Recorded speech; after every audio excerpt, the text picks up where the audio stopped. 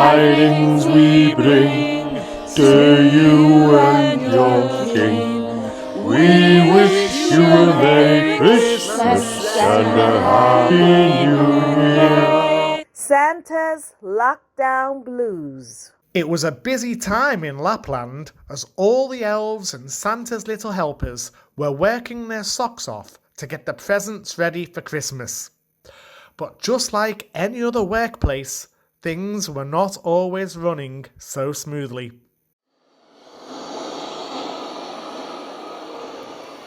Excuse me, Chantel, Edward, what do you think you're doing? The wine's not supposed to be open until Christmas Day. There's still lots to do. Barbara, Jonathan, get away from the mistletoe. Why aren't you social distancing? You've read the memo, 2 feet apart if you don't mind. And thank God you're not human. They have to stay 6 feet apart. Terence, where is your mask? And Pinocchio, there's no point in wearing a mask if you don't cover your nose. I've been wearing it properly, miss, honest. Really? Have you seen the size of that thing? You're going to kill someone with it if you don't stop fibbing. Your nose is looking like a canoe. Oh, whose idea was it to make you a real boy? Oh. Attention everyone. Don't forget we're in Tier 4. Do you want to get us all closed down? Today of all days? Has anyone seen Santa? Santa! Miss? Miss? Yes, Shelley, what's wrong? It's Thomas, miss. He keeps telling everyone we don't need to wrap presents for Huddersfield because they've banned Christmas. Ha! That old chestnut. Clearly, he doesn't know any of the presenters at Radio Sangam. Those guys that love Christmas more than we do. Santa! Santa! Have you seen Santa? But miss, what about Thomas? Miss, is it true that they've banned Christmas in Bradford and Huddersfield? Yeah, you daft apeth. Nobody's banning Christmas. Banning Christmas? That'd be like a thief, I know it. Or a three-headed unicorn. No such thing. I say, ho, ho, ho, everyone. Merry Christmas, everyone. I don't say, except those in Bradford and Huddersfield. Oh, Merry Christmas, Santa. I will let the others know. Chop chop, Shelley. Those presents aren't going to wrap themselves. And tell Thomas to come see me at my office. There's someone here to see you, Santa. They're in reception. Oh, what a lovely surprise. Is it she who rules the universe? No, it's some American lady called Dr. Phillips. She says she messaged you earlier today. Well, totally slipped my mind. Send her up. Wishing you a Merry Christmas and all that, Santa, but do I look like your secretary? I've got better things to do making sure all your presents are ready for Christmas. It's quite all right, Santa. I'll let myself in. How do you expect to deliver presents around the globe if you can't keep your appointments? It's 9:05 already. Show me to your grotto. We've got work to do. Oh, hello, Doctor. Very pleased to meet you. But isn't a grotto as such? It's that, just something parents tell kids. Grotto, office, shed, it's all the same to me, Santa, as long as you're not going to ask me to sit on your knee. I'm a little long in the tooth for asking for Christmas presents, and I don't want to damage your back. Well, come on then.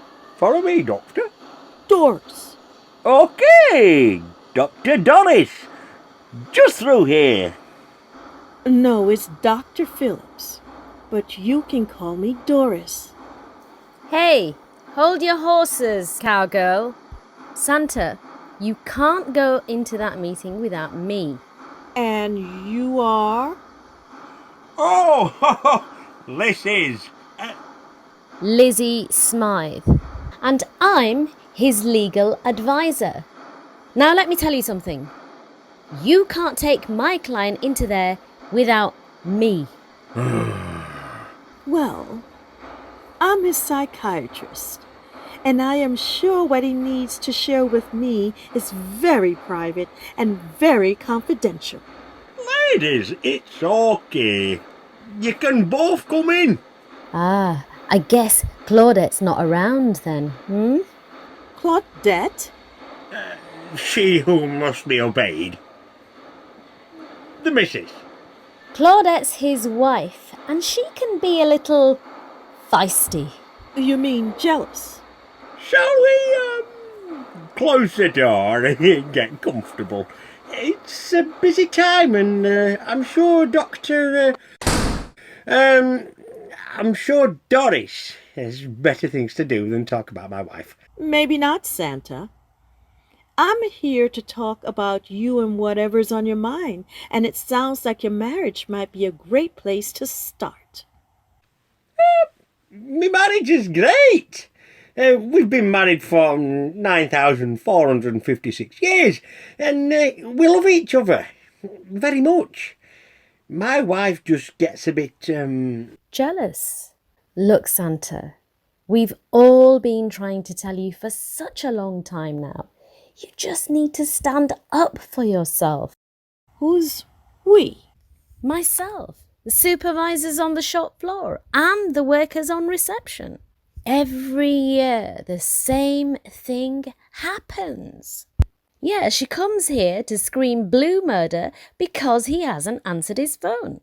Or she hasn't seen him. It's his busiest time of the year. And when he doesn't come home until the early hours of Christmas morning, well, you can imagine. Is this true, Santa? her last husband cheated on her. Oh, wow. And she's hung on to that for 10 millennia? It sounds like she needs my help more than you do. Who was she married to? Satan. They had a very fiery relationship. You know, fiery? You know, Satan. You know, flames of hell and... Very troll, Miss Smythe. You're the reason that they can laughter on television shows. So Santa, it's taken her a while to get over it, and now she thinks you're going to do the same. Ho, ho, ho! You know what they say about women. They've got two bags. One for putting in good memories, they have about you, and that's a really tiny one with an hole in bottom, and one they use for all the bad memories. That's bigger than my sack. Oh, cut out the sexist nonsense, Santa, will you? This is an Ofcom registered radio station, and the ladies and gentlemen in the audience will ignore Santa's last remark. I object. Objection overruled. Now stop making generalizations about women and tell me about your relationship with your mother.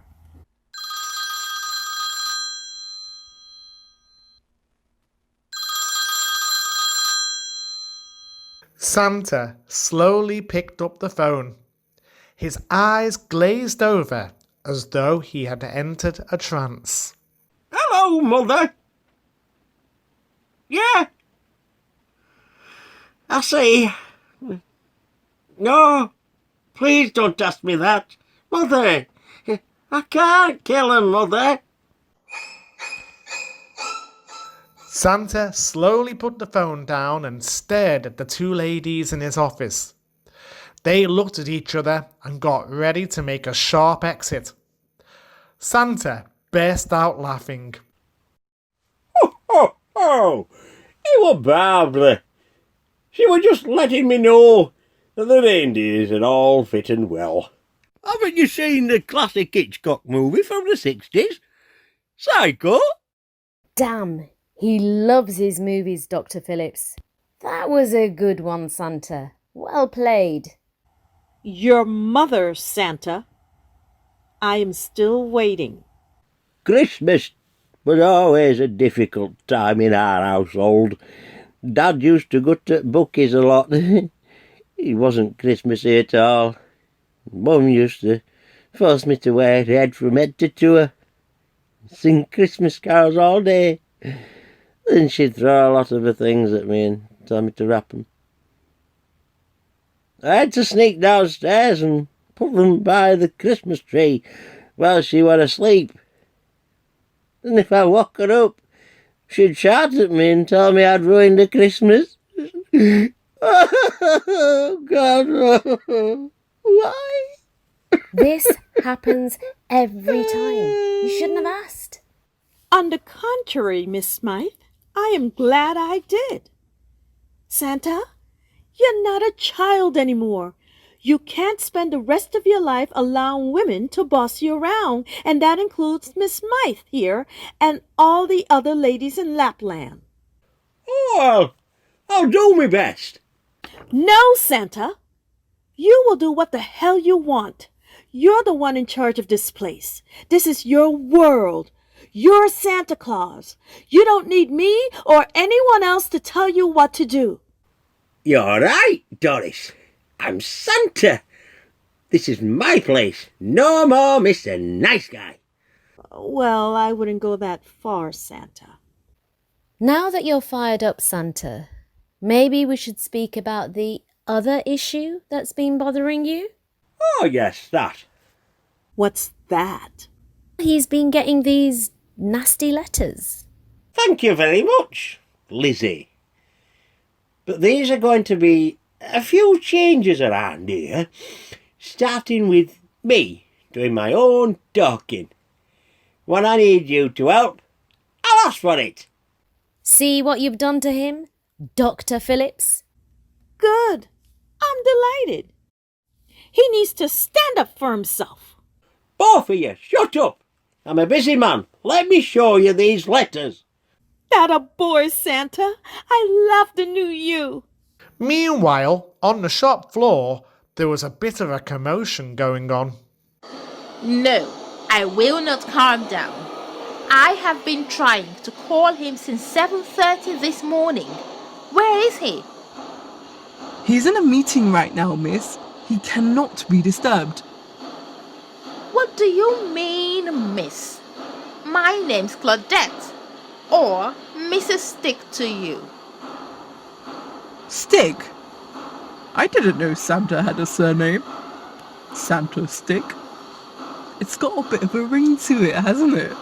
Yes, I used to laugh at him when I first met him. The fantastic Santastic, I used to call him.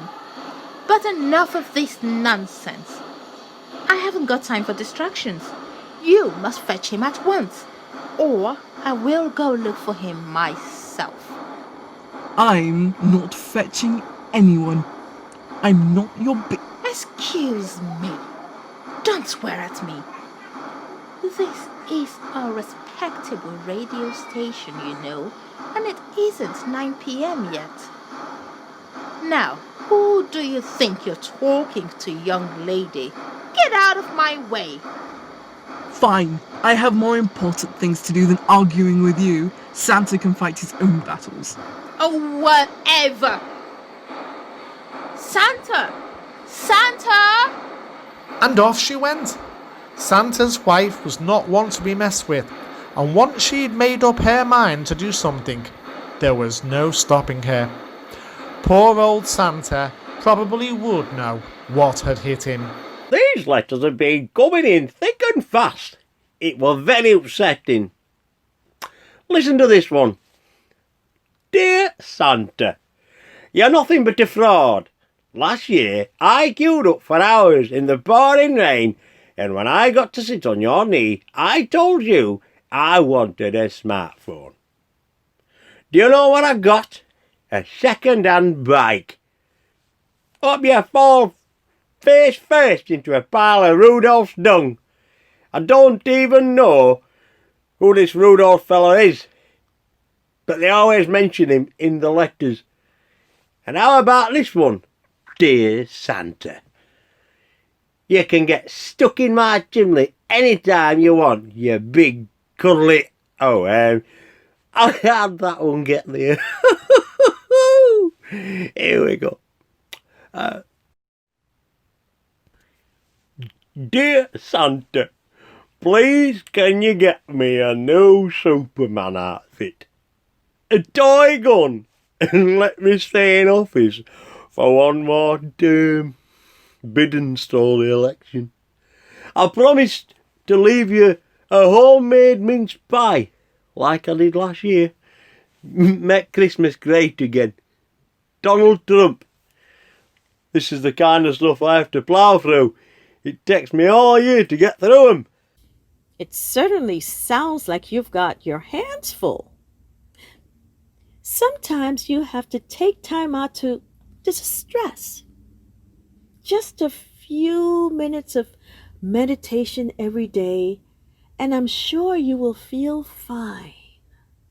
There was a knock at the door. Yep, come in. Sorry to interrupt.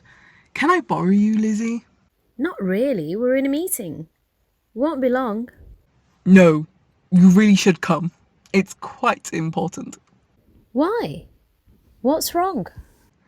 We have a visitor and she is looking for Santa right now. I go into a meeting for just 5 minutes and all hell breaks loose. Listen, I really need to nip to the bathroom. Why don't you go sort out your issue? I'll go to the bathroom and we can all regroup in a few minutes. Lizzie and Mrs. Phillips both went to stand up at the same time. Unfortunately, Lizzie had placed their handbag on the floor, right under Mrs. Phillips' feet. Just as Mrs. Phillips went to walk towards the office door, she tripped up on the strap of the handbag and fell forwards, grabbing onto Lizzie to stop her fall. Lizzie did her best to keep her steady, but the two of them tumbled down together into the lap of Santa, and all three of them landed in a heap on the floor. Nikki, the supervisor, went over to try to help them up, but she tripped up over Doris Phillips' feet and ended up on the floor with the others. Just at that moment, someone burst into the office. It was Santa's wife. Things didn't look good for Santa. Fantastic? What on earth is going on here? Santa, the supervisor, Lizzie and Dr. Phillips looked up together. Mrs. Phillips whispered into Santa's ear. Are you really going to let her speak to you like that, Santa? There was a pause. This was the moment of truth. Nobody said anything for what seemed like an eternity. Then Santa interrupted. Oh, you daft apeth. Santa's Lockdown Blues was written, directed and produced by Martin Morrison for Radio Sangam. Santa was played by Mark Foster, Santa's wife was played by Valentina Hines, the supervisor was played by Jannat Iqbal, and Shelley was played by Katie Nixon. Pinocchio was played by Pinocchio. Lizzie was played by Farah Jabin, Dr. Phillips was played by Andy Young, and the play was narrated by Martin Morrison. And a massive thank you goes to Seb Skelly for providing the fantastic brass quintet that you can hear in the background. Merry Christmas.